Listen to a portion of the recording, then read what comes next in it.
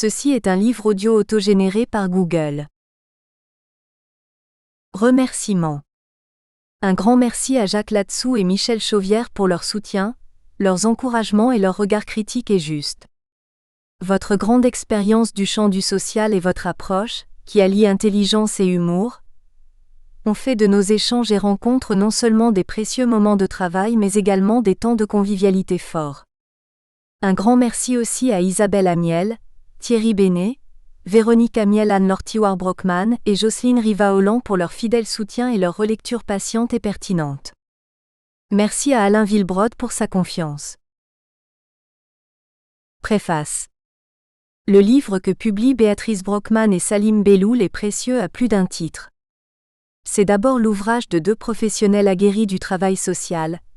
L'une est inspectrice à l'ASE et l'autre enseignant en matière juridique. Après leur formation professionnelle de base, dont l'une s'est déroulée en Allemagne, à titre complémentaire, les auteurs se sont l'un et l'autre volontairement tournés vers l'université pour y approfondir leurs compétences notamment en droit, sociologie et sciences politiques. Une pareille démarche continue de connaissances, dont vous êtes invités à découvrir le résultat, doit être d'emblée saluée. Les deux auteurs mobilisent à bon escient une interdisciplinarité riche et nuancée, qui fournira au lecteur de nombreux résultats, mais aussi des questionnements et une invitation à la dispute. Si le droit occupe une place centrale dans ce volume, l'histoire des idées, la sociologie du droit et la sociologie des institutions sont également convoquées et c'est précisément de la recherche d'articulation et de confrontation de ces différents points de vue, Fernand Deligny, que leur démonstration tire une bonne partie de sa force. Ainsi, dans la première grande partie de leur travail, quand ils contribuent à la généalogie de l'intérêt de l'enfant, de l'impensé à la norme. On y trouvera notamment de stimulants développements sur les notions utilisées. L'intérêt en général et de l'enfant en particulier, leurs sources, leurs variations, leurs combinaisons au travers les époques les plus significatives, et une approche tout aussi passionnante de la reconnaissance de l'enfant comme sujet, non seulement digne d'intérêt dans une perspective protectionniste mais surtout comme porteur d'un intérêt qui lui serait propre et de ce fait deviendrait opposable à la société, à commencer par ses géniteurs. Bien évidemment, un tel processus n'est pas sui generis. Il ne part pas de la revendication des enfants, ni non plus des familles. Il semble plutôt avoir profité de l'évolution du regard de quelques adultes de référence, magistrats, médecins, hygiénistes, juristes, considérant les situations parfois extrêmes faites à certains enfants, abandon, violence, litiges familiaux, exploitations diverses, le tout sous l'influence positive de philosophes, de philanthropes et plus tard de psychologues et pédagogues. La question n'arrive d'ailleurs que très progressivement sur l'agenda gouvernemental. Les premières législations spécifiques en faveur de l'enfant veulent d'abord sa protection dans l'organisation du travail domestique et industriel, dès 1841, puis, avec la Troisième République solidariste, on visera l'amélioration progressive de ses conditions de vie, parfois vue comme une police des familles, et plus positivement son droit à l'instruction, ce qu'il faut continuer à considérer comme une avancée fondamentale acquise à la fin du XIXe siècle, et pas seulement en France. On trouve encore la même ambition lorsque dans la deuxième grande partie, ils examinent les tenants et aboutissants de la Convention internationale des droits de l'enfant, CID, 1989. S'il y eut des précurseurs, notamment Korczak, malheureusement trop peu étudiés, et puis plusieurs déclarations des droits de l'enfant, notamment en 1924 et 1959, la CID méritait en effet à elle seule un long développement spécifique. C'est elle qui contribue à ériger l'intérêt de l'enfant en norme supérieure. Les auteurs disent même suprême tout en pointant la mauvaise traduction française de Best Interest utilisée dans la version initiale en anglais, et elle est de portée internationale, malgré certaines réticences et réserves de plusieurs pays contre un possible occidentalisme. Elle fixe enfin dans la marbre du droit que l'enfant, c'est-à-dire que tout enfant, quel que soit son sexe, sa géographie politique, sa culture, sa religion ou encore son handicap, doit désormais être reconnu comme sujet de droit quoi qu'il arrive. Le mineur n'acquiert pas seulement une personnalité juridique, mais se voit aussi reconnaître un certain nombre de capacités, notamment celle d'avoir un point de vue recevable sur ce qui le concerne. C'est un événement philosophico-juridique dont les conséquences sont immenses, à condition bien sûr que les enfants s'en saisissent dans la mesure du possible, selon l'âge, mais aussi que les adultes qui les accompagnent et continuent de détenir une part d'autorité et de responsabilité sur leurs conditions d'existence et leur préparation à l'âge adulte, parents, éducateurs, animateurs, médecins, magistrats, médias, n'y fassent pas obstacle. Ni non plus qu'ils transforment l'enfance et la prime adolescence désormais libérée, en de nouvelles cibles pour de funestes desseins, emprise des sectes, enfants soldats.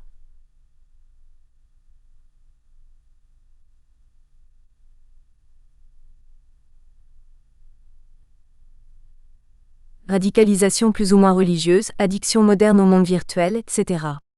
Reste enfin une question que les auteurs n'éludent pas. Dans ces conditions, comment penser l'autorité parentale et les obligations d'éducation qui sont attachées à ce rôle social singulier ? À quoi on pourrait également ajouter ? Comment penser l'équilibre entre les droits des différentes personnes au sein d'un réseau familial de plus en plus souvent à durée limitée et à géométrie variable ? Enfin, et c'est là une dernière originalité de ce travail, dans leur troisième grande partie, ils se proposent d'articuler l'analyse généalogique et critique de la norme de l'intérêt de l'enfant avec les pratiques, difficultés et controverses qui en découlent. La politique de protection de l'intérêt de l'enfant est en France caractérisée par un double dispositif, judiciaire et administratif, lequel est impacté de façon différente et encore controversé par la décentralisation départementaliste des années 1980, du moins jusqu'à ce jour. Une importante loi de mars 2007 a consacré en droit français la norme de l'intérêt supérieur de l'enfant et, sur cette base, tenté de réformer la politique de protection de l'enfance, ce que les auteurs examinent en détail. Ils centrent notamment leurs réflexions sur les mutations et les enjeux du rôle singulier du juge pour enfants, ce que certains magistrats comme Alain Bruel ont qualifié de clinique judiciaire, en présentant 3 situations cliniques significatives observées dans leur lieu de travail, celles de Penda, de Marianne et de Sylvie.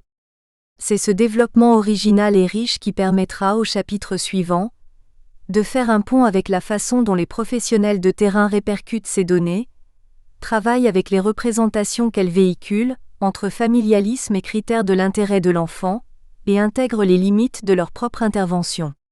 C'est aussi pourquoi, vu d'en bas, l'intérêt de l'enfant demeure une notion difficile à manipuler et d'ailleurs soumise à des critiques récurrentes. Si les auteurs en dressent le tableau dès l'introduction du livre, cette troisième partie nous fait mieux comprendre où sont les articulations difficiles en l'espèce.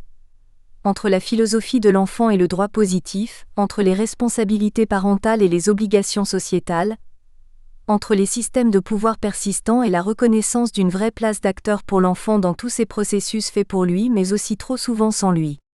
Sa minorité a parfois bon dos. Ces riches analyses sont d'autant plus importantes aujourd'hui qu'une nouvelle loi adoptée en mars 2016 est en cours de mise en œuvre. Elle résonne en effet avec l'ensemble des questions pendantes que toute réforme de la protection en France tente de résoudre sans jamais y parvenir pleinement.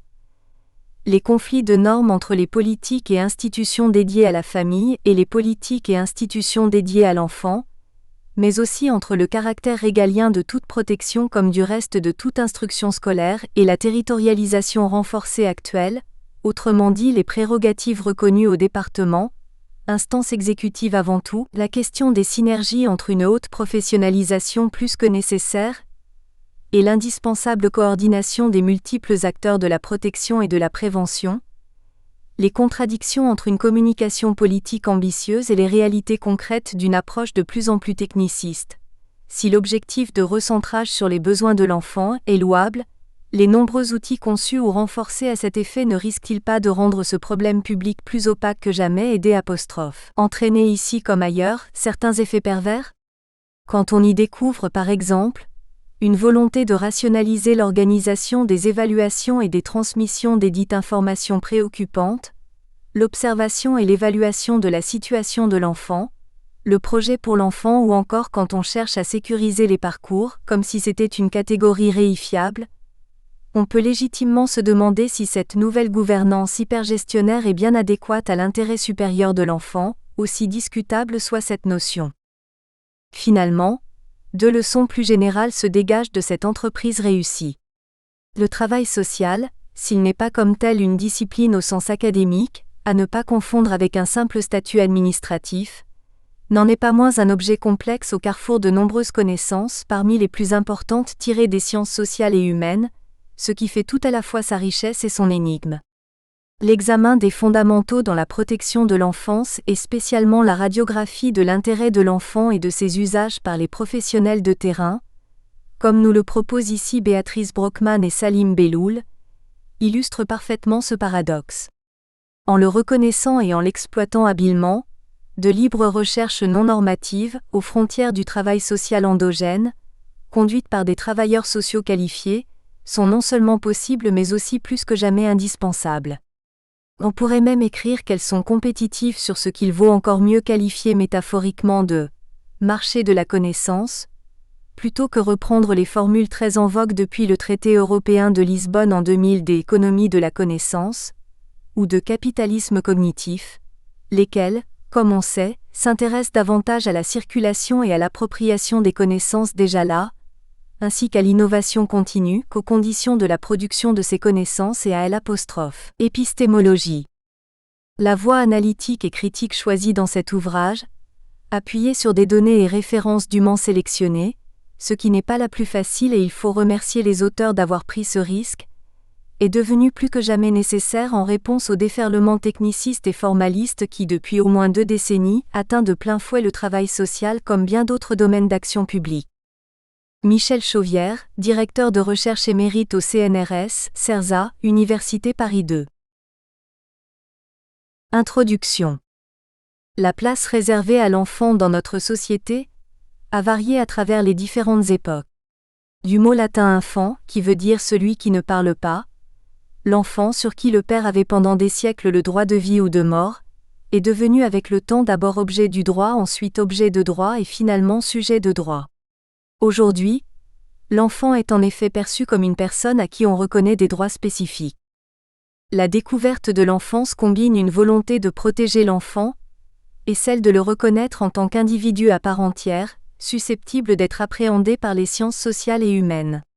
Cette double exigence de protection et de reconnaissance a varié au fil de l'évolution des situations sociales, mais aussi et surtout en fonction de la place et du statut de l'enfant dans la famille et donc dans la société. En droit, cela va se traduire par la reconnaissance de droits liberté et de droits créances. Le droit applicable à l'enfant considéré comme titulaire de droits, et les droits qui doivent lui être reconnus par la société. En 1989, une norme juridique de droit international reconnaît pour la première fois des droits subjectifs à l'enfant, avec la ratification de la Convention internationale des droits de l'enfant, CID, par la quasi-totalité des pays du monde. Ainsi, a-t-on concédé à l'enfant des prérogatives attribuées à un individu dans son intérêt lui permettant de jouir d'une chose, d'une valeur ou d'exiger d'autrui une prestation. La Convention met en exergue 4 principes fondamentaux. Le principe de non-discrimination, le droit à la vie, la survie et au développement, le respect de l'opinion de l'enfant et la primauté de l'intérêt supérieur de l'enfant sur toute autre considération. Ce livre s'intéressera à la thématique de la reconnaissance de l'enfant sous couvert de l'utilisation du concept, ou du moins de la notion d'intérêt de l'enfant, à un niveau national et d'intérêt supérieur de l'enfant, pour la plupart des autres pays signataires de la CID. Qu'est-ce qui a poussé le monde, dont la France, à reconnaître cette notion d'intérêt de l'enfant, même si avant tout c'est l'enfant qui est reconnu en tant que sujet, notamment de droit? Et quels ont été les effets de cette reconnaissance? La notion d'intérêt de l'enfant a influé fortement le champ judiciaire, notamment en matière de droit de la famille, avec des interrogations liées au mariage, au divorce, à l'adoption ou à la procréation. Cette notion est aujourd'hui un critère incontournable pour décider par exemple des droits liés à la garde de l'enfant après la séparation de ses parents. Et l'interprétation de ce qui serait dans l'intérêt de l'enfant évolue avec les époques, les connaissances et les définitions des besoins de celui-ci. La garde alternée est un exemple qui démontre comment les législateurs ont modifié leur regard en passant par une forte résistance envers ce modèle de vie, qui serait contraire à l'intérêt de l'enfant, à une acceptation, voire incitation, également au nom de cet intérêt. L'ouverture de certains droits pour les couples homosexuels, notamment celui de pouvoir élever un enfant ensemble, en est un autre exemple. Ce modèle familial, considérée comme inimaginable il y a peu de temps, est devenue une réalité. Bien que de fortes oppositions dans la société française persistent, le droit ne juge pas contraire à l'intérêt de l'enfant d'être éduqué par des personnes du même sexe. Si l'intérêt de l'enfant est aujourd'hui le critère clé en matière de droit de la famille, notamment pour la prise de décision en cas de désaccord des parents, il l'est également devenu dans le champ de la protection de l'enfance, spécialement depuis la loi du 5 mars 2007 réformant ce dispositif. Dans ce domaine, ce n'est pas le parent qui interpelle la justice pour accéder à de nouveaux droits, ou pour régler un litige l'opposant à l'autre parent. Ce sont les institutions et ou la justice qui interpellent les parents, quand il apparaît qu'il y a une défaillance dans l'exercice de l'autorité parentale générant un danger ou contexte contraire à son intérêt. Ce sont donc des tiers, magistrats, psychologues, travailleurs sociaux, qui évaluent et prennent des décisions de ce qui relève de son intérêt et cela parfois en opposition avec l'intérêt du parent. Il s'agira aussi dans ce livre d'appréhender la place donnée à cette notion d'intérêt de l'enfant, dans le cadre de la protection de l'enfance. En quoi la notion d'intérêt de l'enfant a-t-elle modifié le cadre législatif, le regard et les pratiques des professionnels dédiés à la protection de l'enfance ? Comment cette notion est-elle interprétée, prise en compte, évaluée et reconnue par les différents professionnels ? Pour répondre à ces questions, il est indispensable d'interroger les raisons de cet acte de reconnaissance de l'intérêt de l'enfant. L'emploi au singulier de ce mot laisse supposer une utilisation unidimensionnelle. Pour appréhender sa portée réelle, il reste à déterminer l'étendue des dimensions de l'intérêt qui peuvent être multiples et parfois en conflit. La notion de l'intérêt de l'enfant renvoie à un impératif kantien. De ce fait, il s'agirait donc de considérer l'enfant non comme un moyen mais comme une fin. Ceci n'épuise pas pour autant le débat sur la difficulté à distinguer réellement l'enfant comme moyen ou comme fin. Et cela, même si nous pouvons estimer de prime abord que l'intérêt de l'enfant est naturellement une fin en soi et une fin sociale. Aussi l'emploi du mot intérêt reste-t-il équivoque. Au fil de cet ouvrage sera retracée l'invention de l'intérêt de l'enfant aboutissant à sa reconnaissance officielle comme principe phare, avec la Convention internationale des droits de l'enfant en 1989.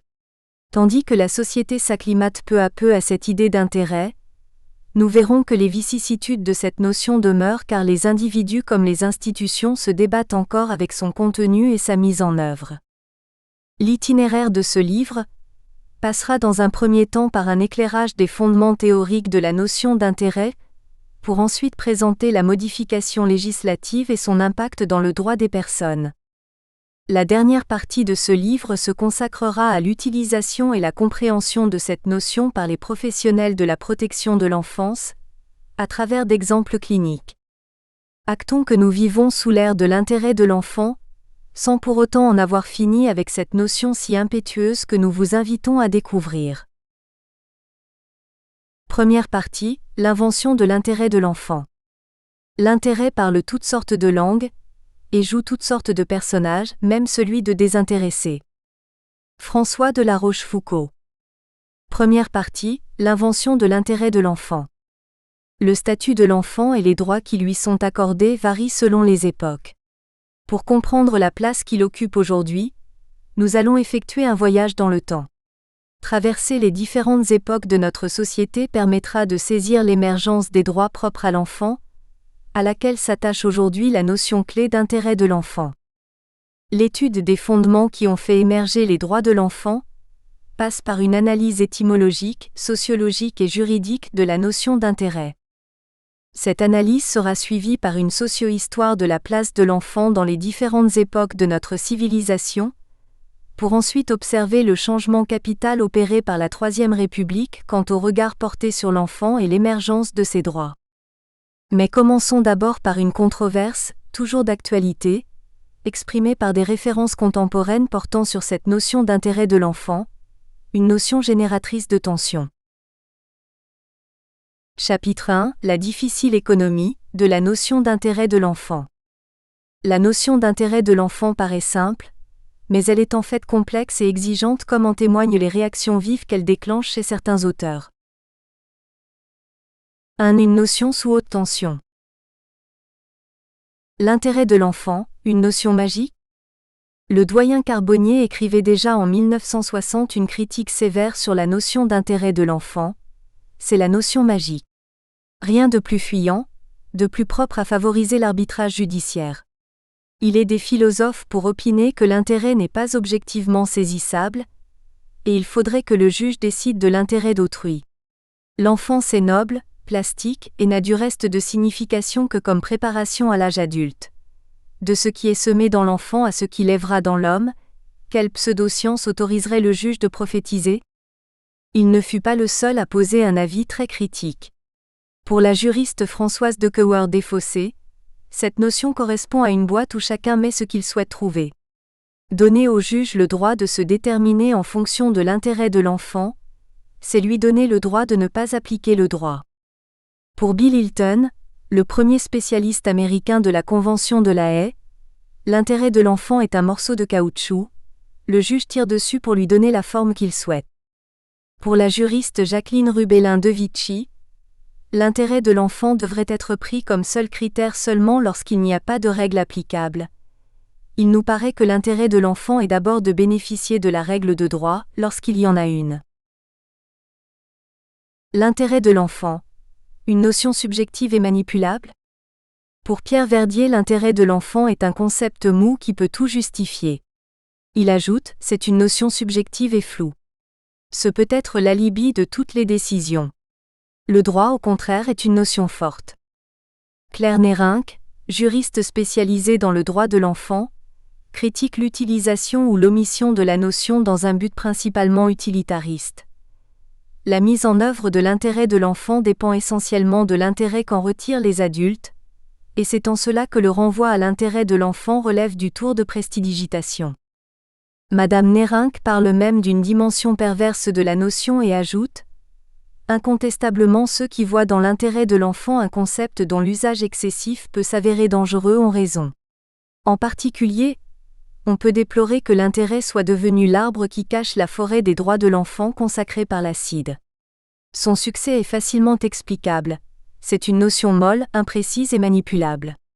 Il est dès lors plus facile pour tout le monde de déclarer que l'article 3A1 est directement applicable, que de prendre en compte les autres dispositions de la CIDE.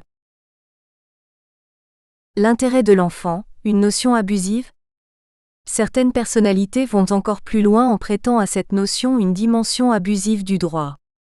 Ainsi en 1960 le doyen Carbonnier écrivait « L'intérêt de l'enfant est dans la loi, mais ce qui n'y est pas, c'est l'abus qu'on en fait aujourd'hui. » À la limite, elle finira par rendre superflues toutes les institutions du droit familial. Ce point de vue est partagé par Anna Freud dans son livre Beyond the Best Interest of the Child, sorti en 1973. Le concept de l'intérêt de l'enfant est souvent invoqué pour justifier des interventions qui s'avèrent catastrophiques pour les enfants et leurs familles. Que ce soit dans le domaine du divorce ou dans celui de la protection de l'enfance en danger, les adultes mandatés par la société, magistrats, policiers, travailleurs sociaux, médecins, interviennent au nom d'un concept aux contours vagues et qui permet bien des abus. 2. Pour une critique positive de la notion d'intérêt de l'enfant. Confronter les opinions divergentes en ce qui concerne l'intérêt de l'enfant permet d'engager une réflexion sur la manière dont cette notion peut être comprise.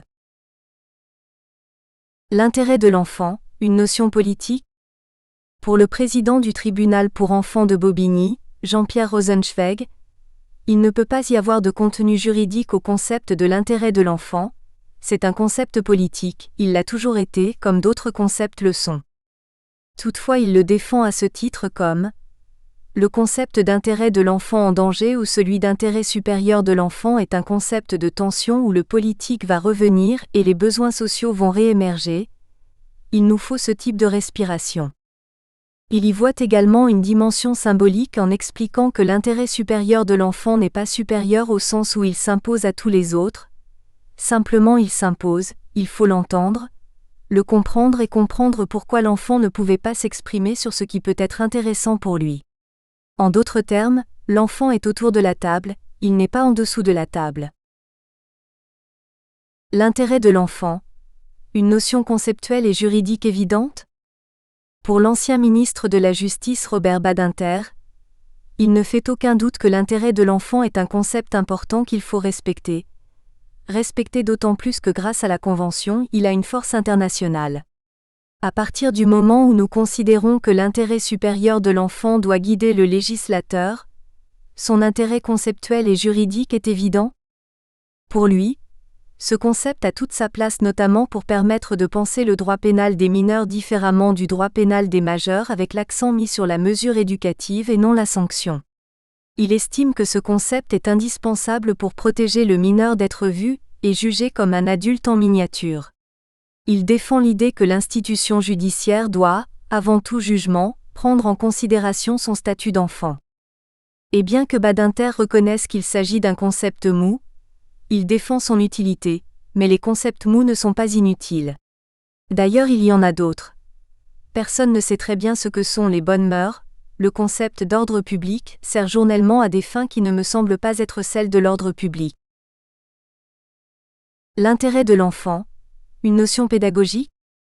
Le pédagogue Philippe Mérieux entend l'intérêt supérieur de l'enfant au sens philosophique du terme, comme l'intérêt supérieur d'une démocratie qui a comme exigence de faire en sorte que chacune et chacun de ses enfants accède à la pensée libre, à l'imputation de ses propres actes et à la maîtrise de son destin.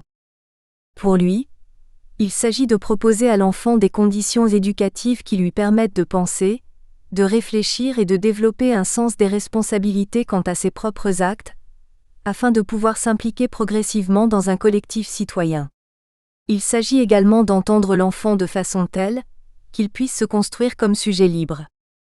Après la controverse, place à l'exploration conceptuelle structurant la notion d'intérêt avant de l'étendre à celle de l'enfant. Chapitre 2. Fondements étymologiques et théoriques de la notion d'intérêt. Dans cette partie, l'étude étymologique du mot intérêt sera suivie par une réflexion concernant les fondements théoriques de cette notion. 1. Étymologie. Les définitions issues de dictionnaires permettent de constater l'évolution du sens donné au mot intérêt à travers les époques, et de commenter ces changements. Définition de l'intérêt, les antécédents. En 1290, le mot intérêt, emprunt au latin interest, il y a de la différence entre, et d'une polysémie originale, digne d'un to be or not to be. Effectivement équivoque, ce terme recouvre plusieurs réalités sémantiques complémentaires et distinctes, être entre, être parmi et être distant. Un ultime sens complexifie sa signification car l'intérêt est aussi ce qui importe, donc la marque d'une priorité, d'une préférence, d'une importance. Déjà, dès l'Antiquité, les Grecs et les Romains se sont penchés sur le sens à donner à l'intérêt. À la lecture de cette première définition, il existe de prime abord des éléments contradictoires quant aux attitudes des individus. Il y a une différence entre être parmi et être distant. Mais l'Antiquité avait en quelque sorte réglé cette apparente contradiction, car elle ne dissociait pratiquement pas le sort de l'individu et celui de la cité. Pour Platon, le monde n'était qu'ordonnancement, la cité préexistait à l'individu. Aristote affirmait que l'homme est un animal social.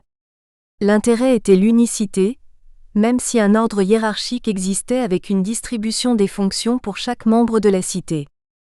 Le terme intérêt va connaître une évolution étymologique à partir du XIVe siècle. Contemporain de sa définition médiévale vue précédemment, l'intérêt annonce aussi une prédéfinition de la responsabilité civile, article 1382 du Code civil, qui n'est qu'une déclinaison de son sens premier. En 1343, l'intérêt est assimilé à un dommage, un préjudice, qui sur un plan juridique donne lieu à une réparation généralement pécuniaire, des dommages et intérêts. Le dommage est synonyme au XIIIe siècle d'intérêt au sens « être à distance ». Subtilement, l'intérêt est à la fois ce qu'il importe d'éviter, le dommage et la reconnaissance d'une dette, le dommageable. En fait, cette évolution est due à la réforme de la loi salique au cours du Moyen Âge. À partir du XVe siècle, 1462, un glissement sémantique s'opère, l'intérêt devient progressivement un terme clé de l'économie et cela avec l'émergence d'un pré-capitalisme en Europe. Somme qui rémunère un créancier pour l'usage de son argent par un débiteur, rapport rente-revenu. Prêt à intérêt. Taux de l'intérêt, pourcentage de la somme empruntée due annuellement, loyer, prix de l'argent. En 1467, la définition connaît une extension matérialiste, l'intérêt est ce qui importe, ce qui convient à quelqu'un. Trouver un intérêt matériel, pratique et financier à une activité. Connaître son intérêt, ses intérêts, savoir où est son intérêt, suivre son intérêt. Agir, parler dans son intérêt. Ne voir que son intérêt, avantage y trouver son compte. Le XVIe siècle est caractérisé par un lent retour de la définition latine de l'intérêt citée en début de ce chapitre. Ce qui importe aux personnes en quelque manière que ce soit et pas uniquement dans une approche économique. Dans cette période marquée par la Renaissance et les prémices de l'humanisme, l'intérêt porte à une reconnaissance encore balbutiante de l'individu, 1580 Montaigne. Attention favorable à quelqu'un, fait de prendre part à ce qui concerne quelqu'un. Bienveillance. Porter de l'intérêt à quelqu'un, lui témoigner de l'intérêt. Digne d'intérêt. Marque, signe d'intérêt. Cette première approche présente l'intérêt dans sa définition à dominante objective. Ce qui importe réellement à un agent déterminé, ce qui lui est avantageux qu'il le sache ou non. Avoir un grand intérêt, méconnaître ses véritables intérêts. Les verbes correspondants sont intéresser, s'il s'agit de ce qui importe, être intéressé à, s'il s'agit de celui pour qui existe cet intérêt. En ce sens, la morale de l'intérêt ou l'intérêt bien entendu est la même chose que la morale utilitaire. Toutefois, un examen encyclopédique nous permettrait de constater que l'intérêt faisait déjà l'objet de controverses multiples sur des sujets tels que le bien commun, le juste, l'utile, mais à des fins de gouvernance des hommes, Machiavel. Le chapitre étymologique qui va suivre est comme une révolution définitionnelle copernicienne, qui place foncièrement le sens de l'intérêt sur un fondement passionnel de la morale de l'intérêt. La raison de soi et surtout de ce qui est autre. Extension de définition, la passion de l'intérêt. André Lalande présente un approfondissement de la définition au-delà de son acception première, ce qui est avantageux ou utile à un individu pour présenter le sens psychologique, subjectif de l'intérêt. Caractère de ce qui provoque, dans un esprit déterminé, un état d'activité mentale facile et agréable, une attention spontanée. Avoir de l'intérêt, intéresser, être intéressant, l'intérêt d'un spectacle, d'une lecture. La doctrine de l'intérêt, au point de vue pédagogique, est celle qui prend pour règle de n'enseigner les choses que dans la mesure où l'enfant désire spontanément les apprendre. Confère. Rousseau-Émile, livre 3. Ainsi au XVIIe siècle l'intérêt commence à être compris comme une attention, voire une curiosité portée aux autres. En 1636 apparaît le verbe « s'intéresser », donnant l'expression « s'intéresser pour quelqu'un contre quelqu'un ». Enfin au XIXe siècle, il prend son sens actuel, s'intéresser à quelqu'un, à ce que fait quelqu'un. Se préoccuper, se soucier. S'intéresser à une science, à un sport. Aimer, cultiver, pratiquer. Déjà le XVIIIe portera la définition de l'intérêt dans sa vulgarisation moderne dans toute sa polysémie, 1740. Qualité de ce qui retient l'attention, captive l'esprit, intéressant. L'intérêt d'un récit. Locke, de l'ANGL. Human interest, intérêt humain, d'un fait, d'un récit, son aptitude à provoquer l'émotion du public par l'identification à une situation. Avantage, souvent matériel, que l'on peut tirer de quelque chose. L'intérêt d'une découverte, utilité. Une déclaration du plus haut intérêt, importance. Ce panorama n'épuise en rien l'ensemble des locutions créées au fil du temps à partir du vocable intérêt. L'originalité de ce mot réside en un fait linguistique peut-être unique dans la langue française, car aussi bien ses synonymes que ses antonymes définissent son existence. C'est là toute son ambiguïté théorique, et l'ambivalence des sentiments à son égard.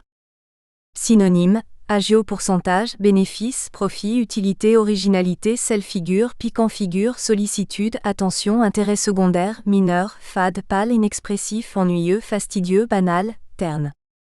Antonyme, amour, aversion, capital, désintéressement, désintérêt, fadeur, fond, futilité, gratuité, inconsistance, indifférence, insignifiance, insouciance, inutilité, mépris. Ces premiers éléments étymologiques montrent déjà le rapport dialectique contenu dans la notion d'intérêt entre être parmi, être présent et être distant. Pour la psychologie, cela se traduit par ce grand écart unifiable qui s'appelle le moi. La sociologie étudie les interactions entre les intérêts particuliers et l'intérêt général, et le droit légifère en matière de droits subjectifs sous les auspices de l'ordre public, et tranche parfois les intérêts divergents, qu'ils soient réels ou supposés, de parties présentes lors d'audiences judiciaires. Aujourd'hui, c'est la définition subjective qui semble prédominer la pesée de l'intérêt dans les activités.